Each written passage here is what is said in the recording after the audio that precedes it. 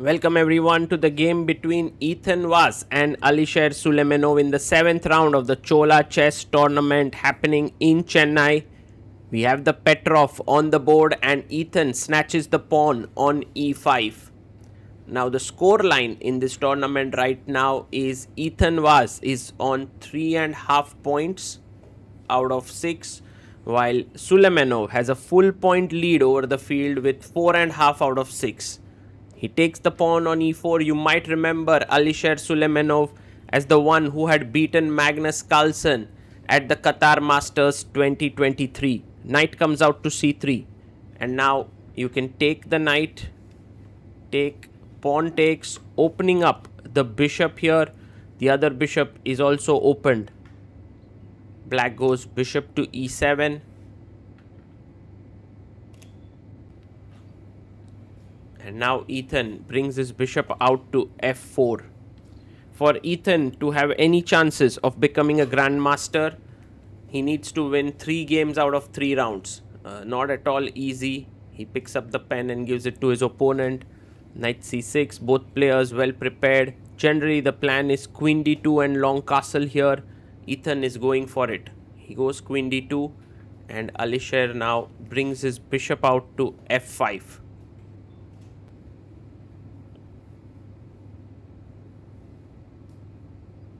Well, you can long castle. He does it. Long castles here. And now black can go short castle. Bit risky, but queen d7 and long castle is also possible. You can see the speed at which Suleymenov is playing. He has 1 hour 34 minutes. 4 minutes more than what you began with. King to b1 played by Ethan. And now long castle seems like the best move here.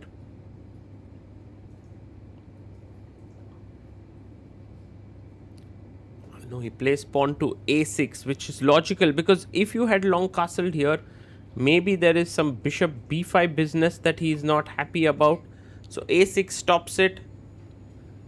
Ethan now plays bishop to c4. You can see all of white's pieces being very active for the time being. And now you can't long castle because you just simply lose the f7 pawn.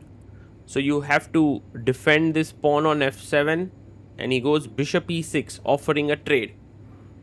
Taking here on e6 would not be very smart because both queen e6 and fe6 are fine moves. So Ethan plays... Oh, he takes anyway. I mean... Would you take back with the queen or the pawn is the question. He takes with the queen, keeping the structure intact. And now Ethan can bring his rook into the game.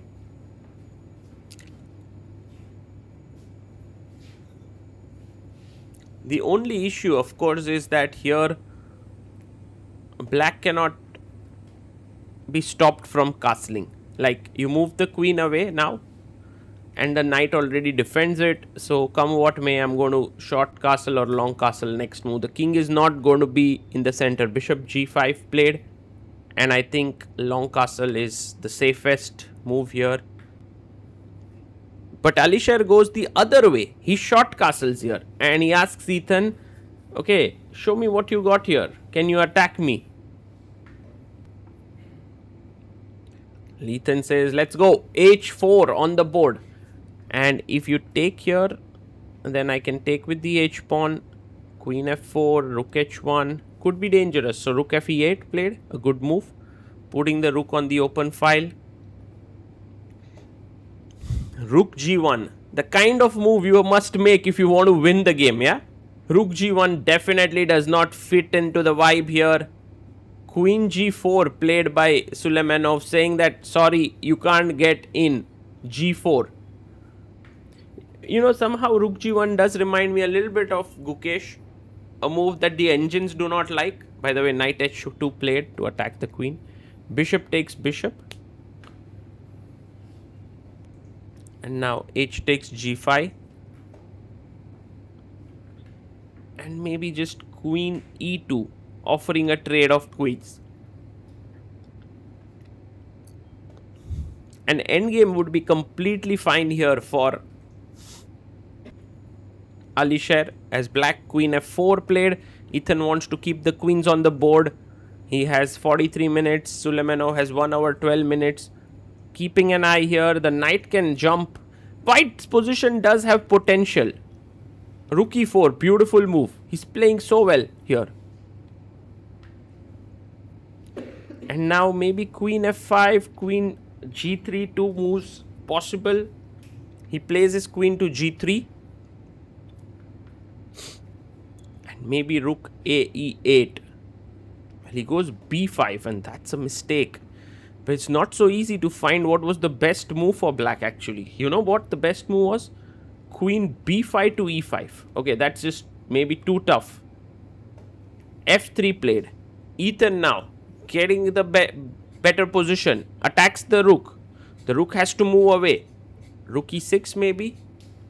He goes rook e5. But look at the swing.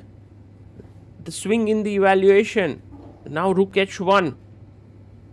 Just move the rook to the h file. He plays it. Beautiful chess. You know, it's like Ethan lured all of the black pieces and then suddenly shut them out. And Alisher, who had more time on the clock, suddenly has gone below the time because he doesn't know what to do here. Queen h4 even.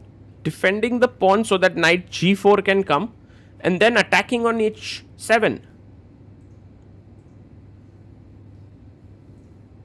Rook comes back to e6.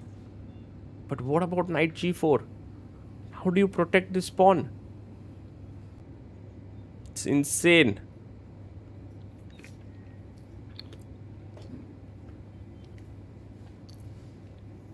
Ethan plays it. h6 now played.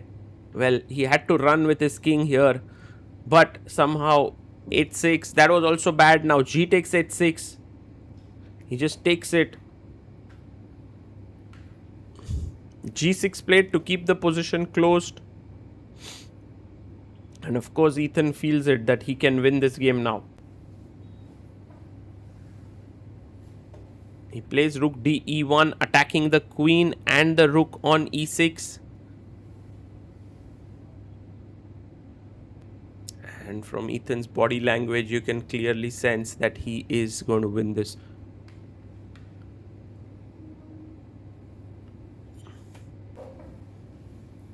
Beautiful tactical move here, because if rook takes rook, then h7, king here, and queen f6 is a checkmate. So cannot go in that direction. Rook e4 attacks the queen and the rook both.